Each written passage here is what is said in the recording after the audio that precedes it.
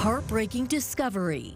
We were alerted and found that there was a small dog shivering in the cold, left alone, and it didn't take us long to figure out that she did indeed have a broken femur. The local Humane Society's plea to the public.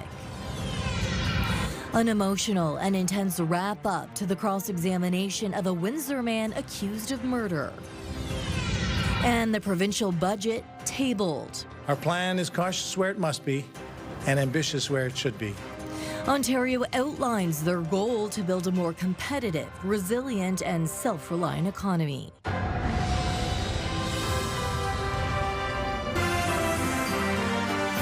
CTV News with Stefanie Masotti. Good evening, and thank you for joining us on CTV Windsor and AM 800. Tonight, a tearful conclusion to a day spent on the witness stand.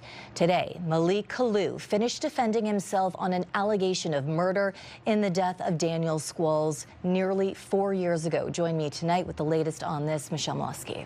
Yeah, Stefanie, Malik Kalu started his evidence midday Wednesday and it concluded midday today. The questioning by the Crown Attorney was so powerful, Kalu was brought to tears over what he did to Daniel Squalls. Just 24 years of age. That's how old Daniel Squalls was when he was killed on the sidewalk out front of his own apartment on November 28, 2022. It was the conclusion of a heated argument between Squalls and Malik Kalu, now 30 years old. Kalu maintains to this day he was simply there to see his child. The prosecution doesn't believe him.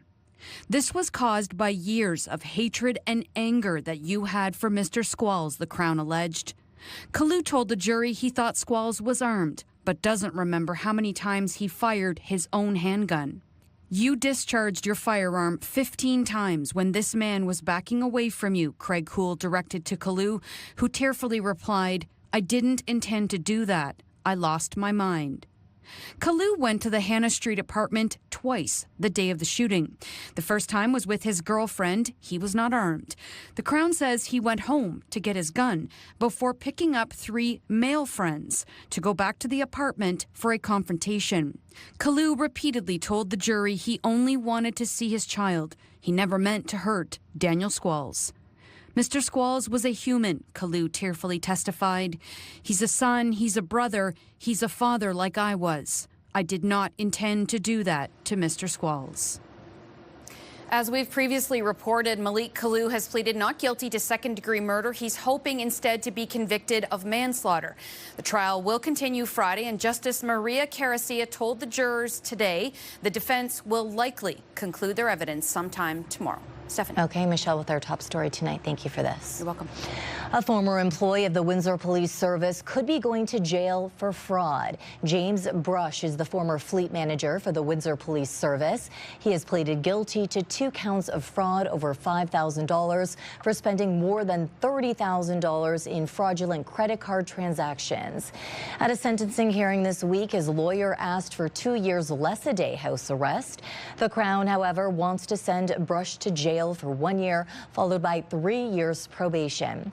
They are also asking for a $30,000 restitution order. Brush will be sentenced in April. Meanwhile, Windsor police have charged a 31-year-old man after a string of vehicle thefts. Police say between February 21st and today, the suspect entered several vehicles in Windsor's Fontainebleau neighborhood, stealing items and causing damage. In fact, officers were called to a theft in progress just before 4 this morning on Armstrong Avenue after a homeowner reported seeing a man taking items from a vehicle. When confronted, police say the suspect ran but was arrested a short distance away from officers who were conducting surveillance nearby.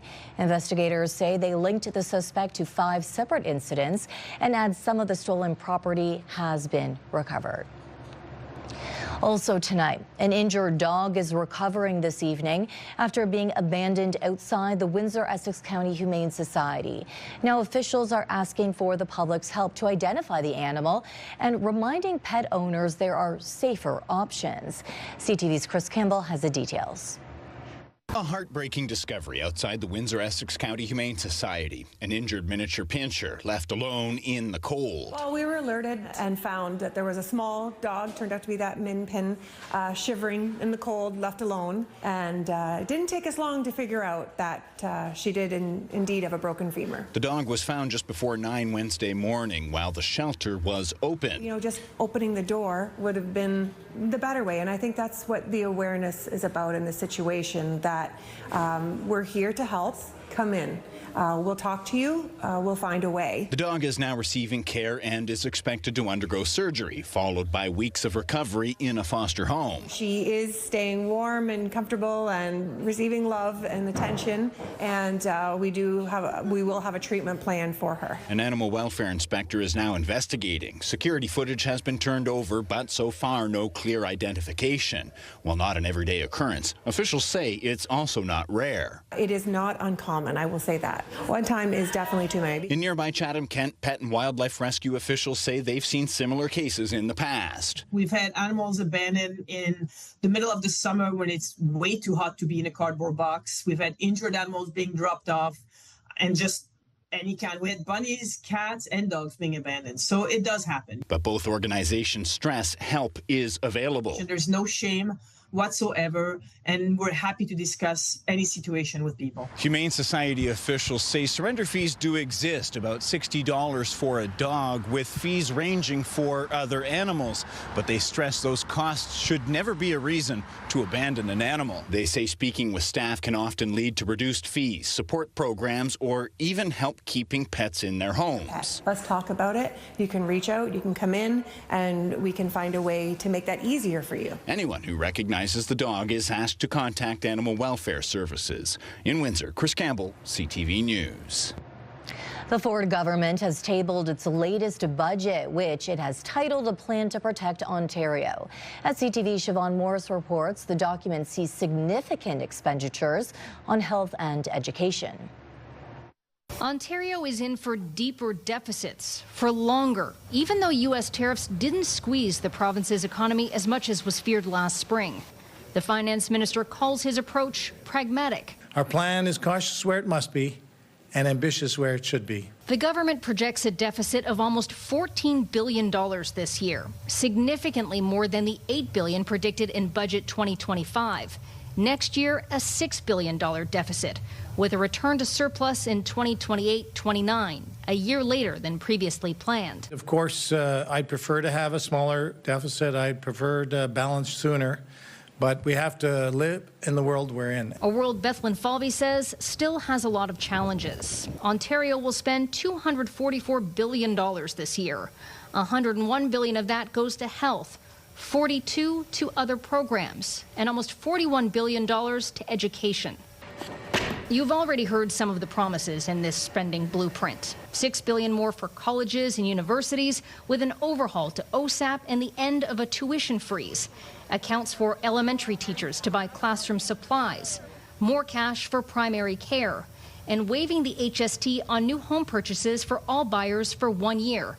But here's what's new. A 1% income tax cut for small businesses.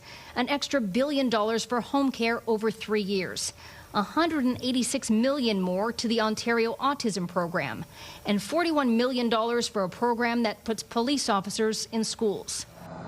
The government is also setting up a new $4 billion investment fund, working with a private manager to find companies that line up with the province's economic priorities. Think defense, data centers, and tech companies. Come up with great patents and intellectual property. And then investors come from around the world and buy up those patents and move the offices to wherever, to the U.S., Silicon Valley, move the talent. I want that to stay here. He insists there will be guardrails to make sure taxpayers' money is well spent. Siobhan Morris, CTV News. Let's take a break now. CTV meteorologist Gary Archibald joining me now for a first look at the weather. And tonight, Gary, rain and the potential for thunderstorms. You're right about that. Good evening, Stefanie. Good evening, folks.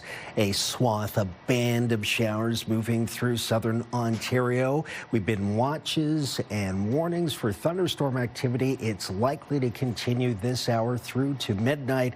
I'll break down what you need to know just ahead. If you drive along the EC Row Expressway in Windsor for your daily commute, expect some delays next week. Construction work is set to resume just east of Huron Church Interchange as crews install a new overhead sign. Starting April 6th, the left westbound lane between Dominion and Huron Church exits will be closed through April 10th, while the right lane remains open. Overnight midweek, there will also be brief full closures of westbound traffic lasting up to 15 minutes at a time between 9 p.m. and 5 a.m. Emergency vehicles will still be able to get through except during those short, full closures. Now, after a major drop on Wednesday, gas prices are up again in many parts of the country amid the ongoing war in the Middle East. In Ontario, the price at the pump rose 8 cents overnight to just under $1.73 per liter. That follows a 13-cent drop yesterday. The CAA says Canadian gas prices averaged $1.70 per liter yesterday. That's compared to $1.30 just a month ago. Windsor Police says their response times are down, but some crimes are on the rise in certain neighborhoods. Chief Jason Crowley sharing the update at today's meeting of the Windsor Police Services Board, pointing to spikes in impaired driving, identity theft, and a new concern in the Glengarry neighborhood. CTV's Bob Belichico reports. Mid last year, we saw some excellent results. But after relaxing their efforts, Windsor Police say they've seen a spike in calls for service and crime in certain neighborhoods, especially the 300-400 blocks of Glengarry. We're going to have to revisit the idea and go back to the fundamental initial response, which was having officers on scene. Also from the meeting, administrative duties have been reduced, putting more officers back on the street. As a result, Police Chief Jason Crowley noted that traffic stops are up 48% since January and that Priority 1 response time was down to below 7 minutes last week, down almost 17% year to date. The second someone calls 911, I need the police, the timer starts. So under 7 minutes, we have police at Priority 1 calls, which is outstanding work by our people. I'm really pleased that the police force is looking at ways that they can free the patrol officers up quickly so they can get back and be out on our streets. Crowley also noted a Crown attorney is now embedded inside police headquarters, a move aimed at speeding up investigations and improving efficiency for frontline officers. Even the bike patrol in the summer, it's important for people to see police presence out in the neighborhood, so I'm delighted. Police also report impaired driving is up 104% year to date, including 6 incidents at the bridge and 10 at the tunnel. We are going to be increasing our ride programs as a result, and we'll be utilizing our data to where and when we see these incidents occurring. Chief Crowley added identity fraud has risen by 54 cases so far this year, a 113% increase. It's a crime that is very difficult to combat, but we are working with our provincial and our national partners to combat it right now. So we'll hope to see some improvement there in the coming weeks. Bob Belichico, CTV News. This week's landmark social media addiction trial in California is set to unleash a flood of lawsuits aimed at big tech. A jury found Meta and YouTube purposely designed their products to hook young users and awarded millions in damages to the 20-year-old plaintiff. CTV's Heather Wright on the Canadian context and what could come next. A damning verdict with global implications. A Los Angeles jury ruling Wednesday that 2 of the world's most popular apps, Instagram and YouTube, are deliberately addictive, designed to hook young users and keep them scrolling. Experts are calling it a big tobacco moment for big tech. The cigarette companies, it came out, targeted young people, knowing that that's how they got their lifetime customers. And virtually the identical documents have emerged from social media companies. They target adolescents because they know that their brains aren't fully developed. Both Meta, which owns Facebook and Instagram, as well as YouTube, have been ordered to pay $6 million US to the victim in this case, who says the platforms left her with body dysmorphia, depression, and suicidal thoughts. The companies plan to appeal, but the ruling is giving hope to those who have been pushing for change in how these companies operate. We've been talking about for years the idea that consequences eventually catch up with everyone. Frances Haugen is a former product manager at Facebook who blew the whistle on the company, saying it chooses profit over safety. With hundreds of similar cases working through the courts, Haugen says tech companies could ultimately be on the hook for billions of dollars. I think it's going to be a wake-up call for tech companies that they need to think about their internal governance processes and make sure that they have the checks and balances in place, that they don't just go for the quick buck. Among the lawsuits filed against tech companies is one here in Ontario, where several school boards have sued Meta, Snap, and TikTok, accusing the apps of being psychologically manipulative. While the U.S. verdict will not impact any litigation here, it is a sign, experts say, that the conversation is changing. Heather Wright, CTV News, Toronto.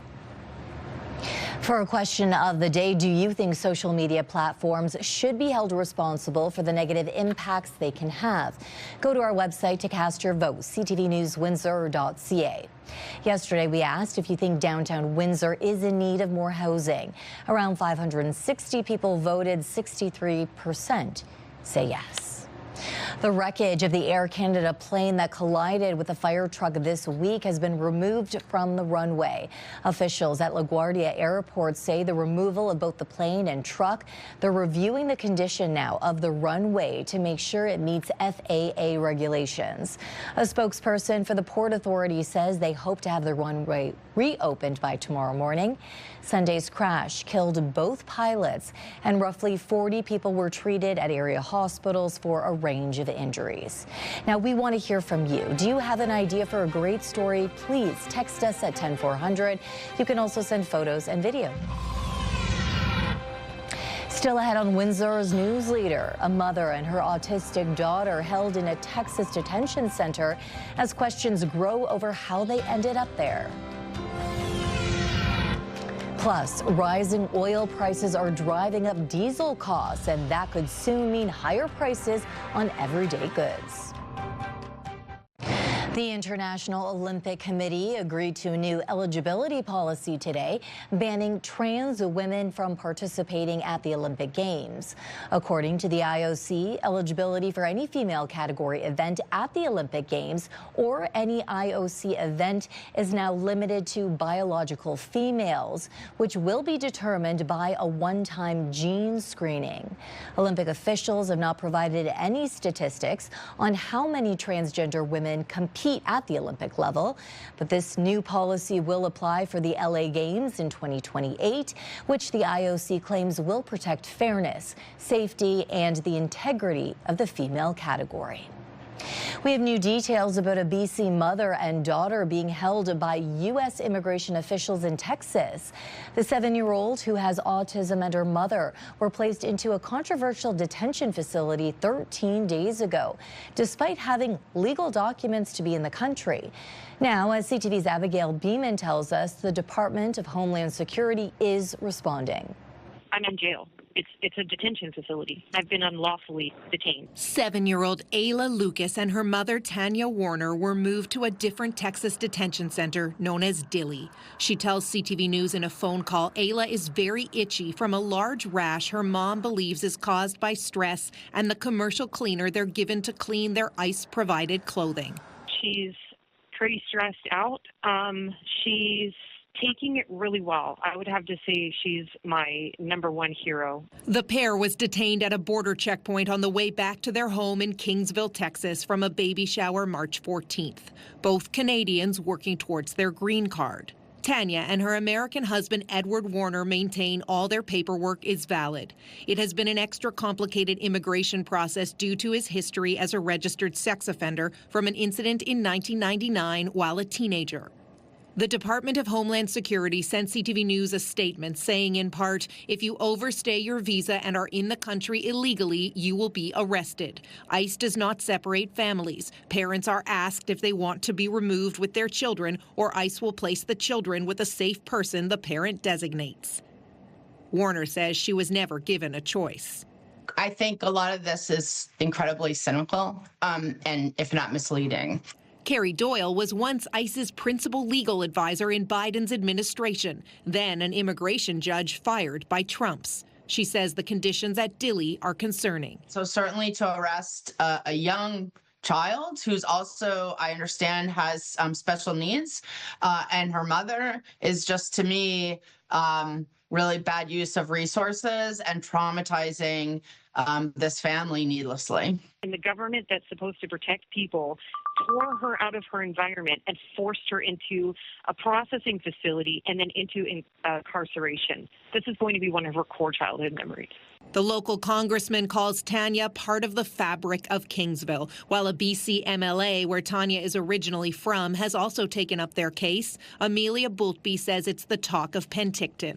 I'm in touch with various contacts at the federal government to see if we can find a legal or diplomatic avenue to either secure their release or speed up the process. And I can assure you that we are in touch with the family and we are doing all we possibly can to advocate for the well-being of Canadians. Meanwhile, Tanya tells us she has a bond hearing Tuesday and that legal costs are destroying her family. Abigail Beeman, CTV News, Ottawa.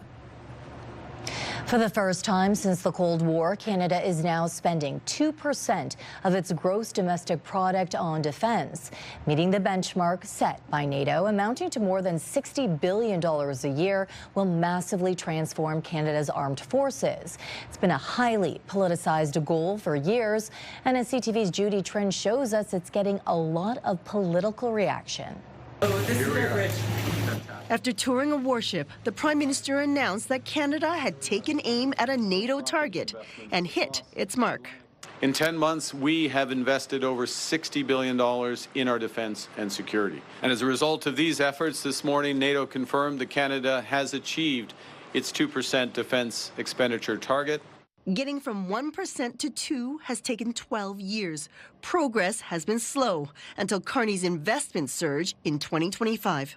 For the first time, all 32 NATO members have reached the 2% target. For too long, European allies and Canada were over-reliant on U.S. military might. The 2% pledge was first made in 2014. Conservative Prime Minister Stephen Harper didn't want to do it. I'm certainly not going to spend on a massive military expansion just for the sake of doing so. Under former Prime Minister Justin Trudeau, Canada was called out on the international stage. Talk about riding on America's coattails. They have the safety and security of being on our border.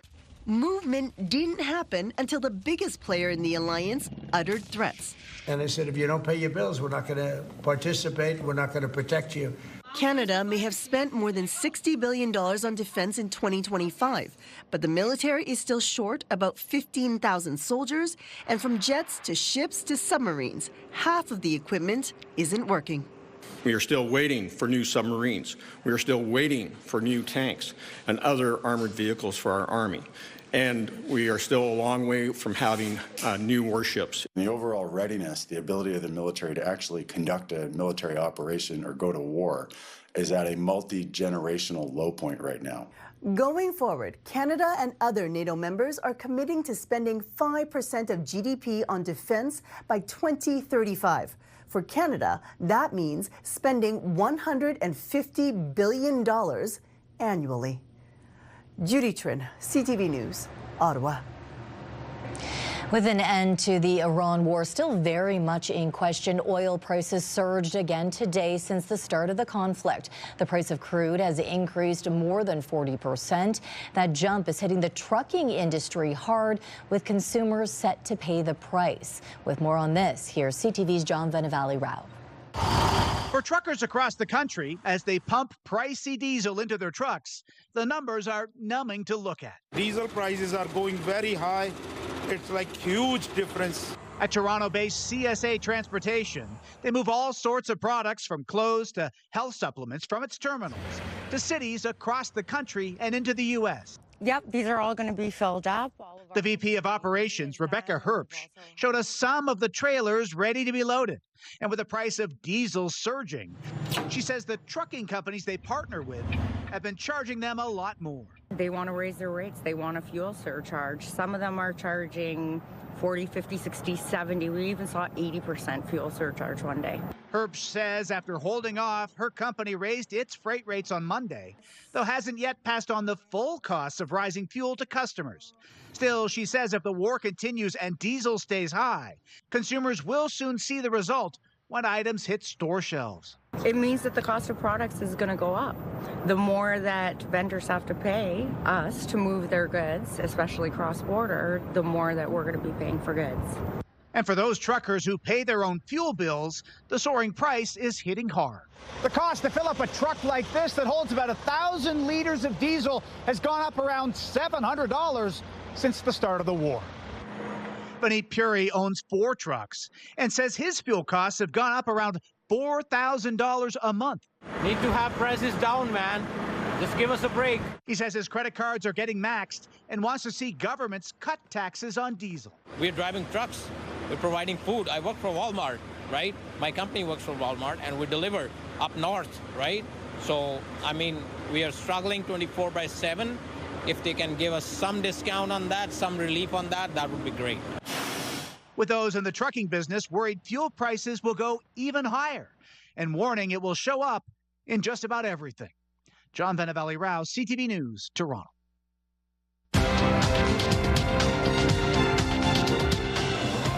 Canada's main stock index was weighed down by losses in the base metal and technology sectors.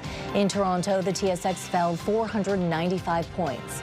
In New York, the Dow lost 469, while the Nasdaq dropped 522.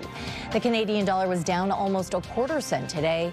On commodity markets, gold dropped $176 an ounce. Oil gained $4.16 a barrel. Coming up, a simple doctor's note turns into a 2-month struggle as a patient without a family doctor is left waiting to get back to work. Let's look at our CTV News weather snapshot. Thanks to Leanne Gledhill for this image of our cardinal friend. If you've got an image that could be our weather snapshot, text it to us at 10400. It's going to be cold tomorrow. I promise you, much colder than today. Why? I have the answer next on CTV News Windsor.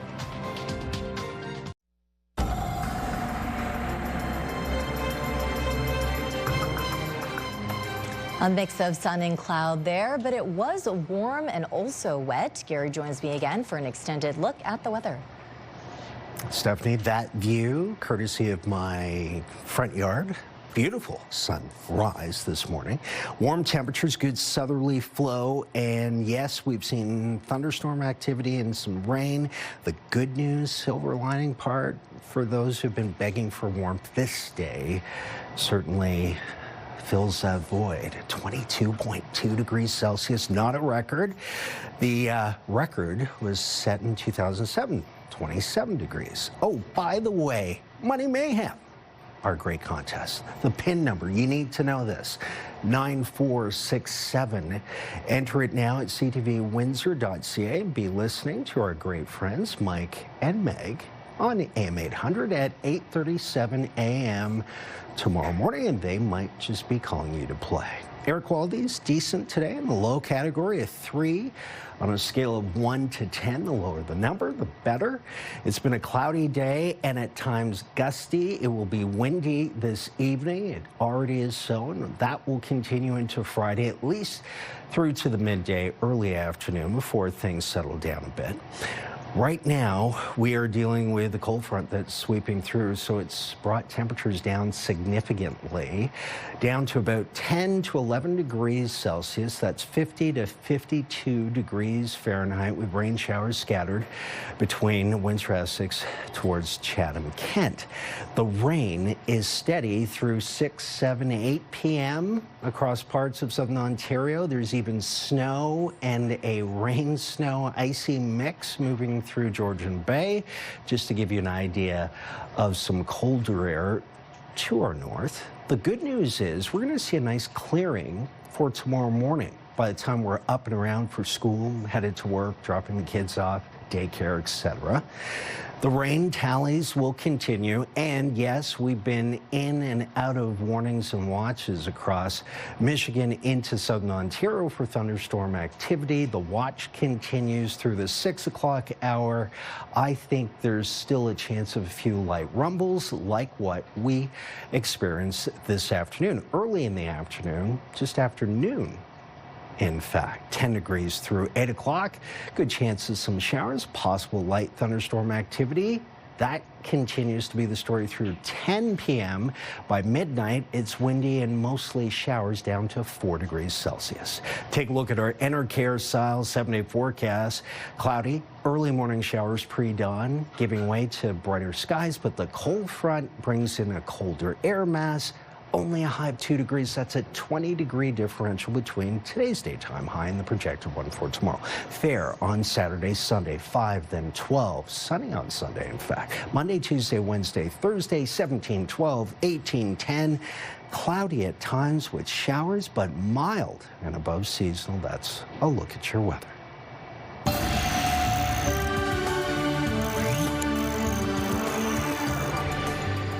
More than 350 attendees will be in Windsor this weekend for a major health research conference. The We Spark Health Research Conference brings together researchers, clinicians, and community partners from across the region and beyond. Local institutions will be joined by representatives from the University of Toronto, Western Michigan State, and Henry Ford Health. 3 keynote speakers will lead discussions on brain tumor research, public health pandemics, and AI in healthcare. The conference runs on Saturday at the Caesars Windsor Convention Center. Now, many Canadians don't have access to a family doctor. We know this, which can complicate many issues. That includes getting a doctor's note if they have to miss work for an extended period of time. CTV's Matt Grillo has more.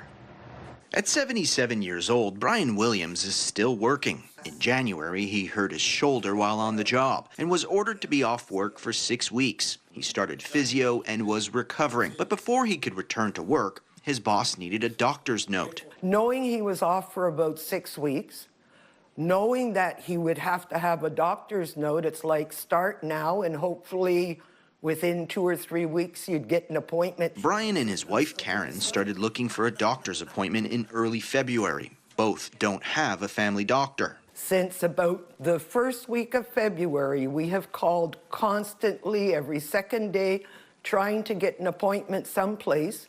When you call, there's nothing available, not even within 70 kilometers of our house. The couple kept on trying. They went on Click Santé and repeatedly called 811. One day we sat 24 hours and just kept with 2 telephones, a cell phone and a house phone, redialing.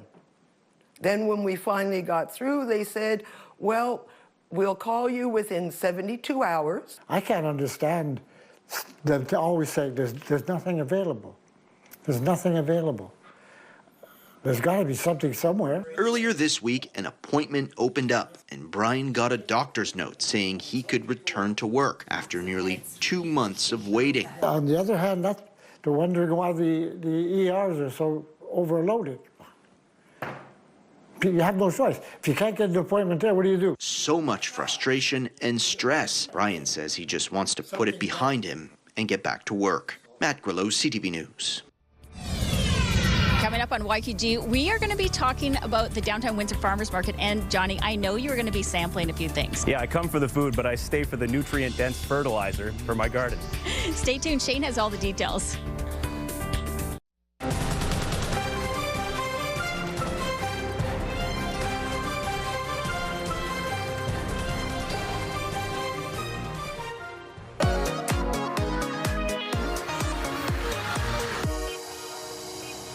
Turning now to our weekly segment, What's Up YQG, with Johnny Parks from our sister station 89X and our own Melanie Kentner. So what is happening in the area that we should be checking out this weekend?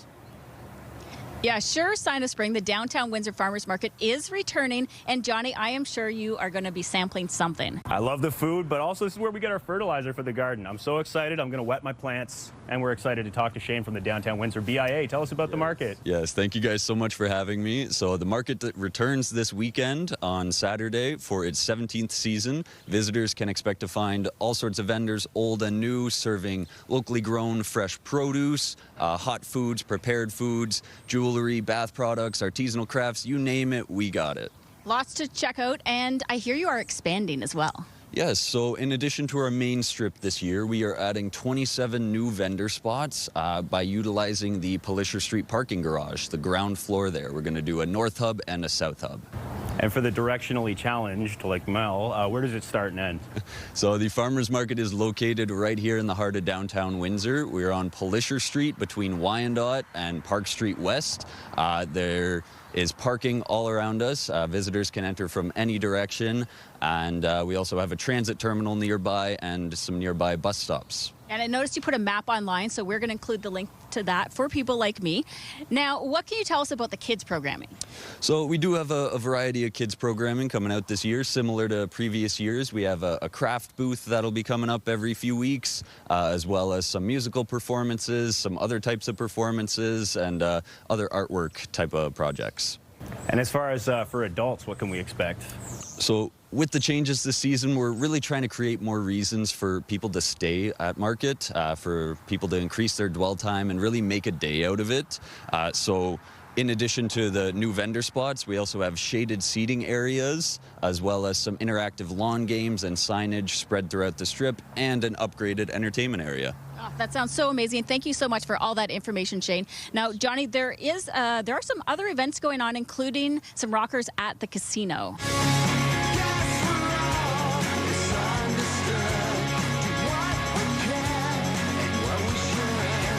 Yeah, it's Caesar's Friday night. We got Collective Soul with local boys, the Blue Stones. And something else for kids at the Chrysler Theatre. Mary Poppins Jr. on Saturday, yeah. And I know you don't like to dress up, but for people who like to dress up, there is a good event this weekend. Yeah, Hospice Savor the Sea Gala, which I love seafood. So good. Oh, it's going to be great. Taste of everything. Thanks again, guys. And that's What's Up Waikiki.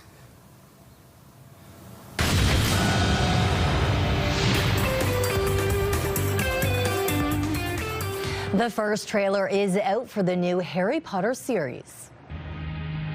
I told you. You are a normal boy. And you're going to start acting like one. The new series tells the story of Harry Potter from the beginning with a brand new cast that includes 3 newcomers as the main characters, Harry, Ron, and Hermione, as well as heavyweights like Nick Frost as Hagrid and John Lithgow as Dumbledore. The show will hit Crave later this year. Crave and CTV News are both divisions of Bell Media. A Windsor-born native is hitting the stage tonight at the Juno Comedy Show in Hamilton after being nominated for Comedy Album of the Year. His special revealing a deep and emotional process. Put your hands together and show some love for my man, Dave Merhej! Dave Merhej's comedy special, called Daoud, takes a behind-the-scenes look at the process of creating a comedy show. The day of filming this special, I was nervous. It's usually just maybe like a sketch, and then an intro, and then the act, or just the act. He wanted to switch things up. It's like you want to be super wide, but like tighter. Super wide, but tighter. I know. Like, it doesn't even matter about like hiding anything. We just want to make it like look like. I just wanted to show everything. The final product of this special includes bits of an interview taken after the show, describing how he felt during, before, and after filming. Most of the times, it's, in a stand-up special, you're not hearing the comedian probably say that, like the insecurities, the vulnerability, the excitement. He details how he felt depressed prior to walking on stage, unsure if his material was strong enough to entertain his audience. I was going to cancel. That would have probably pissed off at everyone, obviously. I just wanted to do something different than I did for myself from before. So it was more of like trying to do something different every time I do something. Mahej won the same award in 2019. The 2026 winner will be announced on Saturday in Hamilton. This is your CTV Windsor Our Community Calendar. Get ready for the Big Red Shoe 5K run or walk. Join us and help kick off the McHappy Day celebrations and support the Ronald McDonald House. See you next time on Our Community.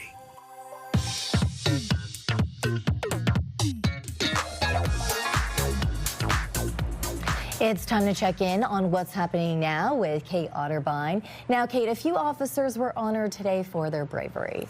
Yes, 7 of them were celebrated for their life-saving efforts prior to the Windsor Police Board meeting.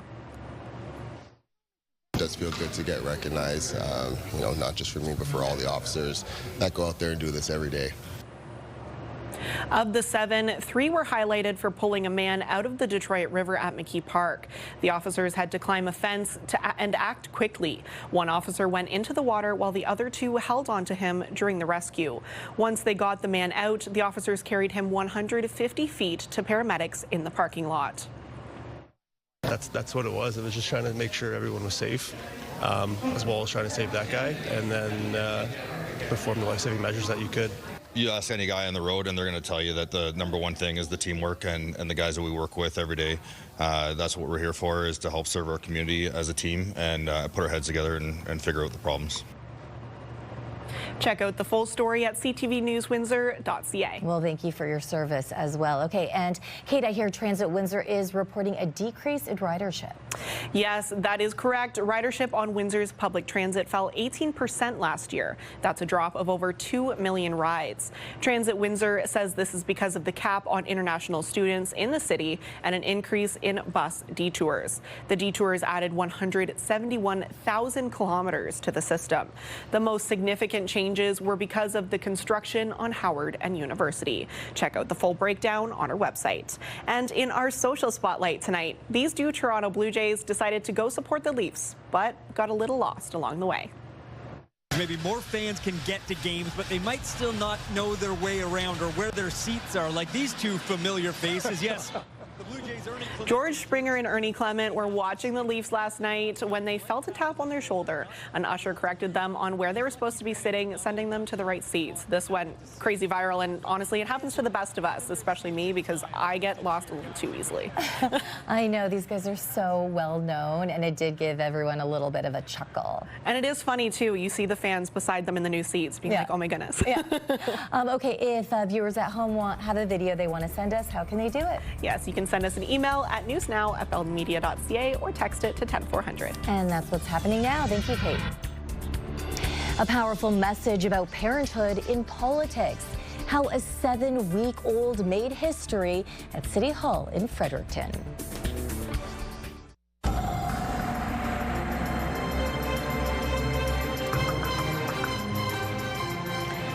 You got some beautiful shots today, but that's not what it's looking like right now. No, that was early. I was in my backyard looking up. I love, well, I'm a meteorologist. I love looking up, analyzing the sky, looking at the clouds, and we could tell looking to the west that there was going to be a surge, if you will, of active weather. The clouds thickening up, getting gray, showers tonight, possible thunderstorms into the early morning. Could wake you up as well. And then we'll see it clearing, but getting so much colder. Only 2 degrees, sunny in the afternoon, believe it or not. Saturday, Sunday, 5, then 12, mostly fair both days. And then Monday, Tuesday, Wednesday will go from fair to the midweek being showery, quite rainy. But temperatures will probably average around 13, 14 degrees. So next week is definitely above seasonal and warm. Okay, thank you, Travis. It's been a very busy afternoon in politics, and tonight at 11 you will have more on the budget. Yeah, the budget is kind of the hot topic of the day, right? Tonight we're going to get reaction from Windsor's mayor, getting his thoughts on the proposed provincial budget, and the Windsor Spitfires host the Guelph Storm for the first game of the playoffs. We'll recap the game for you tonight at 11. Okay, thank you. Now, there was a new face at a Fredericton City Council meeting this week, though she is not old enough to vote. A local councilor brought her 7-week-old daughter into council chambers in what was a historic first for that city. CTV's Laura Brown has the story. 7 weeks in the world, and baby Josie is already making a statement that parenthood and politics can, in fact, mix. We have a very special guest with us this evening, and it marks a historic moment for Fredericton City Council. Josie was the youngest attendee ever at Monday's regular council meeting in Fredericton. A balancing act, Councillor Cassandra LeBlanc admits, came with some very normal newborn anxieties. Worrying about my baby having a blowout and where am I going to change them? If it's mid-council, I don't want to miss a vote. Also, breastfeeding and what to do if she cried. Josie rose to the occasion, showing everyone she belongs. Mayor Kate Rogers says it's taken some time to get here, though. She's Fredericton's first female mayor. And the conversation was, why aren't there more women at the table? And I would say, women don't want to be at that table because that table is not welcoming to us. I wanted to create a space where women knew that it was their place. Very few sitting New Brunswick politicians have given birth while in office. 5 years ago, MLA Megan Mitten had to ask that the provincial legislature install change tables so she could bring her newborn to the House. At 27, LeBlanc was the youngest woman elected to council in 2021, knowing at some point she'd want to start a family. But I think this is a great example of how the secondary plan is supposed to work. And I hope one day she looks back on that and is proud of her mom, and maybe it inspires her and other little girls to run for council or other offices. A reminder that even the youngest constituents can make waves. And of course, the hope is for baby Josie to grow up in a world with more women and mothers around the political table. Laura Brown, CTV News, Fredericton. Yeah, that's exactly what it is across Windsor-Essex. We do not have many councillors, female councillors rather. So maybe this will encourage some of them to, come forward and feel more comfortable having their children around. There is a lot of anxiety, especially at the beginning. Yeah, for sure, I bet. I'm impressed with the councillor and being a mom. Congratulations. Her daughter, obviously listening attentively. Yeah, I can barely sit through a full council meeting. I don't know how the baby did it. Yeah. Okay, on behalf of our dedicated team here at CTV News Windsor, thank you for watching. For updates throughout the evening, go to ctvnewswindsor.ca. Gary and I will be back with your only late local newscast at 11. She's so cute. She inspired me.